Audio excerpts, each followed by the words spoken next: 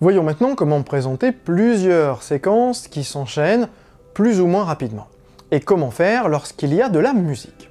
Notre première envie, c'est de respecter le code, et de faire pour chaque lieu un changement de séquence. Un peu comme ça, j'ai pris le scénario du Petit Spirou et je l'ai présenté comme il aurait fallu.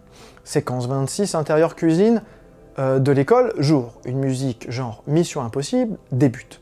Petit Spirou et Vertignas subtilisent une gamelle et des marmites.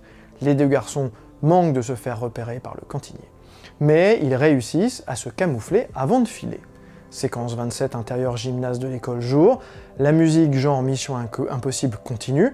Les enfants jouent au basket.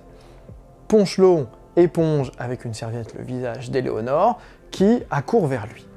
La jeune fille repart jouer. Monsieur Mégot ne voit pas que pendant ce temps, Petit Spirou et Vertignas piquent deux extincteurs. Le professeur de sport va se retourner et les surprendre, mais Cassius lui envoie le ballon en pleine tête. Cassius. « Monsieur, la passe !» Mégot, surpris, exécute 2-3 dribbles approximatifs. Pendant ce temps, Petit Spirou et Vertignas filent dans son dos avec leur butin. Séquence 28, intérieur salle de classe, jour. La musique genre Mission Impossible continue. Il n'y a personne. Petit Spirou est en train de détacher des rideaux. Vertignas remplit une brouette avec les rideaux déjà détachés qu'il plie. Les deux garçons n'ont pas vu qu'André Baptiste les observe du couloir. Séquence 29, intérieur garage de ma sœur, jour. La musique genre Mission Impossible continue. La bande de copains entassent leur butin.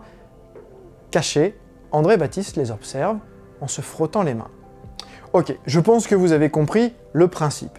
Est-ce que cette présentation est fausse? Non. Elle pourrait être écrite comme ça, mais c'est lourd et peu plaisant à lire. Nous sommes arrêtés dans le rythme de la scène, car cela nous oblige à chaque fois à lire l'intitulé pour voir où cela se passe. De plus, on ne sent pas trop le côté mission du Petit Spirou et de ses copains. On retrouve plusieurs fois aussi la description de la musique qui continue sur chaque séquence. Bref, c'est vraiment pas facile à lire et le rendu est nul. Alors comment faire? Reprenons ce passage tel que les scénaristes du Petit Spirou l'ont écrit pour que vous puissiez comparer. D'ailleurs, j'attire votre attention sur la description de la musique, une musique genre Mission Impossible débute. Pourquoi n'ont-ils pas simplement écrit la musique de Mission Impossible débute? Parce qu'ils, je parle des scénaristes, ne sont pas certains d'avoir les droits. Et puis c'est surtout que les scénaristes veulent faire comprendre l'ambiance qu'ils donnent à cette séquence. La musique de Mission Impossible est connue de tout le monde, donc tout le monde comprend. Vous pouvez donner ce genre de détails dans votre scénario à condition que l'exemple donné soit connu de tous. De plus, le fait de mettre « genre » ouvre la possibilité au producteur de trouver une solution alternative si jamais il ne peut pas obtenir les droits. Revenons à notre exemple de séquence musicale qui s'enchaîne. Séquence 26, intérieur-extérieur, divers lieux, jour. Une musique genre Mission Impossible débute. Séquence 26A. Dans les cuisines de l'école, Petit Spirou et Vertignas subtilisent une gamelle et des marmites. Les deux garçons manquent de se faire repérer par le cantinier, mais ils réussissent à se camoufler avant de filer. Séquence 26B. Dans le gymnase de l'école, les enfants jouent au basket. Ponchelot éponge avec une serviette le visage d'Éléonore qui accourt vers lui. La jeune fille repart jouer. Monsieur Mégot ne voit pas que pendant ce temps, Petit Spirou et Vertignas piquent deux extincteurs.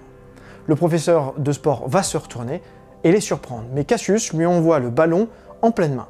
Cassius, monsieur, la passe! Mégot, surpris, exécute 2-3 dribbles approximatifs. Pendant ce temps, Petit Spirou et Vertignas filent dans son dos avec leur butin. 26C, dans la salle de classe vide, Petit Spirou est en train de détacher des rideaux. Vertignas remplit une brouette avec les rideaux déjà détachés, qu'il plie.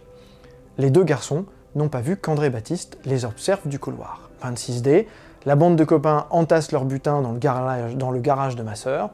Caché, André Baptiste les observe et se frotte les mains. Il n'y a pas plus qu'un intitulé de séquence. Séquence 26, intérieur-extérieur, divers lieux jour. Nous comprenons qu'il y aura des intérieurs et des extérieurs, ainsi que divers lieux, car il serait trop long de tous les énumérer, et tout se passe 2 jours en plus. Chaque séquence n'a plus d'intitulé propre, mais juste un numéro qui permet de les dissocier. Mais attention, ce n'est pas un numéro différent de l'intitulé de séquence. Chaque nouveau décor porte le numéro 26, comme l'intitulé. Les scénaristes ont ajouté une lettre en plus à chaque fois pour marquer l'enchaînement. De plus, chaque décor ou lieu est marqué en plus d'un numéro par un nouveau paragraphe. En ce qui concerne la description indiquant la musique, elle se trouve au début de la séquence 26. On comprend que la musique durera toute la séquence ou une bonne partie. Cette présentation est forcément plus fluide et rythmée que la présentation classique si nous avions dû suivre le code. Attention, il ne faut pas non plus faire n'importe quoi. Cette présentation est structurée et sert le récit. C'est une forme de présentation correcte pour ce genre de séquence. Essayez donc de la respecter le plus possible.